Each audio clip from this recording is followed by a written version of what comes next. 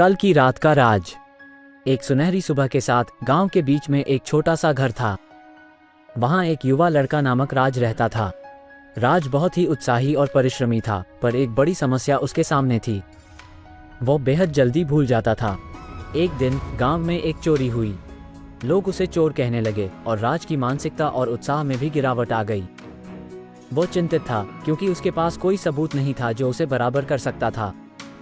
राज ने तय किया कि वो सच्चाई का पता लगाएगा। उसने सोचा, अगर मैं हर मिनट के साथ चोरी के मामले में अग्रसर हूं, तो मैं चोर का पता लगा सकता हूं। राज ने सोचा, अपने आप को बेहतरीन तरीके से साबित करने के लिए मुझे एक योजना बनानी चाहिए। वह अपने घर में छिपे औजारों की एक लिस्ट बनाने लगा। रात के ढलते हुए समय में उसने अपनी लिस्ट लिए औजारों के साथ संयुक्त रूप से एक चौकीदार की भूमिका निभाई। उसने छोटे मोटे स्तर पर समय का प्रबंधन किया और अपनी योजना को काम में लाया।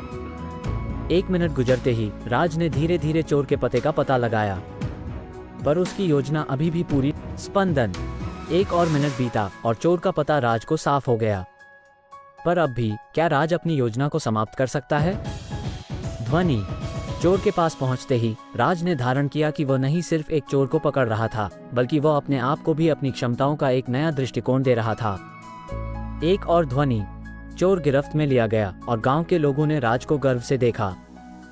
राज ने सीखा कि धैर्य, योजना और समय का महत्व अपने लक्ष्य को प्राप्त करने में कितना महत्वपूर्ण है। उपदेश। ये कहानी हमें ये सिखाती है कि धैर्य और संयम रखने से हम किसी भी मुश्किल का सामना कर सकते हैं। जीवन में समय का सही उपयोग करना बहुत महत्वपूर्ण है और हर काम को एक योजना के साथ